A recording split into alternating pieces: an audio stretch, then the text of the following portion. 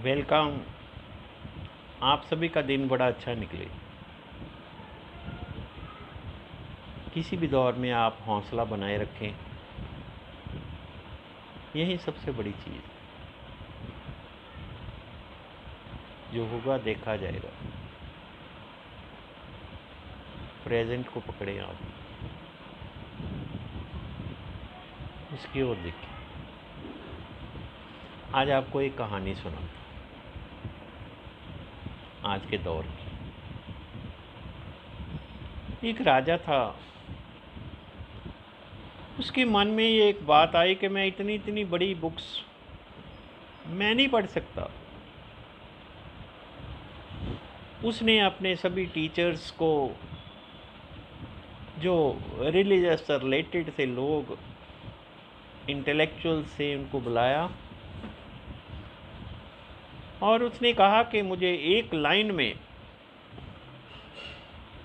बात ख़त्म होनी चाहिए, ऐसा कोई रास्ता बताओ, ऐसी एक लाइन बता दो।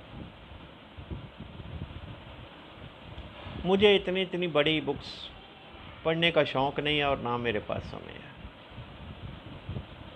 वो बड़े हैरान हो गए कि एक पूरी बुक्स को, जो 500-600 पन्नों की है, 1000 पेज की है, उसको एक लाइन में कैसे लेके आए। किसी ने बताया कि सिटी के बाहर एक फ़कीर है, वो आपकी ये जो प्रॉब्लम है ये सॉल्व कर सकता है। वो लोग उस फ़कीर के पास गए, राजा भी गया। उस फ़कीर ने राजा को एक अंगूठी दी, जिसमें एक स्टोन, एक पत्थर जड़ा था। उसने राजा को कहा कि ये मेरे गुरु ने मुझे दी थी, कि जब कोई चीज़ तेरे काम नहीं आए, तुम्हें कोई जवाब नहीं मिले, तो इसके नीचे एक कागज़ लिखा है, उसको पढ़ लेना। लेकिन ध्यान रहे, ये तुमने उस समय खोलना है जब तुम्हारे पास कोई रास्ता नहीं है। राजा ने वो अंगूठी पहन ली। कुछ देर बाद दुश्मन राजा ने उस पर अटैक किया और अंगूठी वाला राजा हार गया। भागता, सेना छूट गई, घर बार छूट गया, महल, बच्चे सब छूट गए। वो घोड़े पे भागता हुआ जंगल की ओर, पहाड़ों की ओर जा रहा है। जैसे ही उसने किसी दुश्मन की घोड़ों की आवाज़ सुनी, वो हैरान होकर कहने लगा कि अब ज़िंदगी ख़त्म हो जाएगी। लेकिन उसे याद आया कि उस अंगूठी के नीचे कुछ चीज़ है जो मुझे रास्ता दिखा सकती है। उसने वो पत्थर हटाया और एक कागज़ निकला, उस पे लिखा था, ये समा भी बीत जाएगा। राजा को सुन के बड़ी एनर्जी क्रिएट हो गई। पहले राजपाट था, शानो शौकत थी, नहीं रही, समय बीत गया। अब इस ज़िंदगी में भी जो चीज़ है वो बीत जाएगी।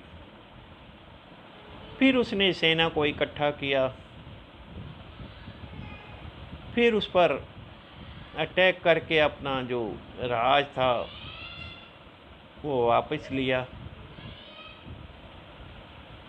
सिर्फ एक लाइन से।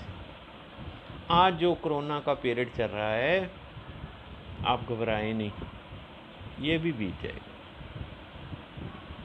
ये भी बीतेगा।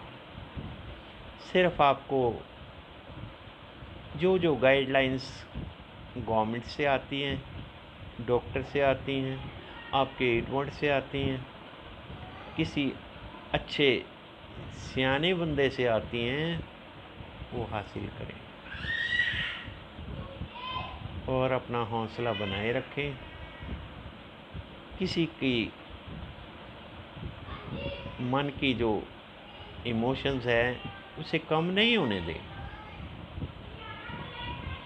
और आप ध्यान रखना ये समय भी बीत जाएगा और आप हंसते खेलते इसी दुनिया में अपने परिवार के साथ आने वाला समय बड़ा अच्छा बिताओगे। मैं अपनी वेल विशिंग से आज के दिन आप सबके लिए दुआ करता हूँ उस क्रिएटर से जिसने ये दुनिया बनाई, कि हर एक के घर में खुशियों की बरसात।